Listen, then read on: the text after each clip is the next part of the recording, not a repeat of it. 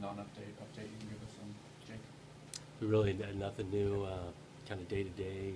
He's battling with it, but not sure at this point. What about that? The other two guys, in terms of that backup job, obviously, KJ got a chance there at the end. At the end, yeah. Difficult situation. Both those guys are getting a good amount of reps this week, and mix it in. But both guys, we feel like we can do some things with. What had you seen from KJ that had earned him that backup job going into the Oregon game at least?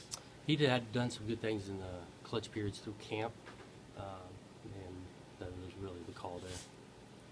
Coach Pete talked about making sure you got a touchdown on that last scoring drive. Took 5.5 minutes. So what things are you maybe installing that could speed it up a little if you're in that situation again? Yeah, I know we talked a lot during the quarters, like, okay, we're 2 scores down, we got to get one done here. I think looking back on it, maybe a little bit less of the shift in motion on my piece. I would say that.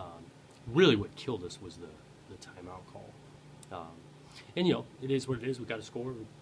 All 3 losses, we've had the ball with a chance to do something, and so we'll continue to battle. We got to be able to finish. But yeah, the 5 minutes.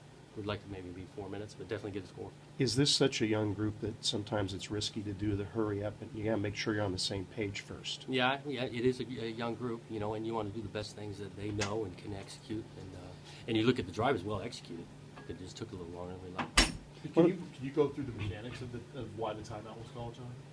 Well, it's just a little bit of just back and forth on really the play versus the personnel group, and because we had a blatant different, we had D linemen in the game, and so we had to get some guys off, and then that created a little confusion. Now, was that just based on what you saw with Oregon's defense, and it just looked like it was not going to work? No, it wasn't as much the defense as much as where we expected the ball to be on the next play. Looking at Stanford, one guy, 70 tackles, Martinez. You got to isolate him every time and know where he is on the field, or he just is who he is. Well, he's a really good player. You're going to know where he's at. I mean, he plays in the middle, but he's around the football all the time. Doesn't stay blocked. Got great football IQ. He can recognize in the run game / pass game. He's a good player on all ends.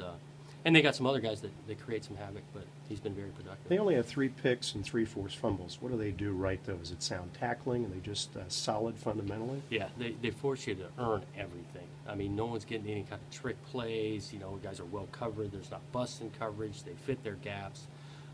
They make you earn everything you get out there. Would you like your receivers to be more involved in the passing game? I think of your completions, they've only caught about like 50% or so right so far.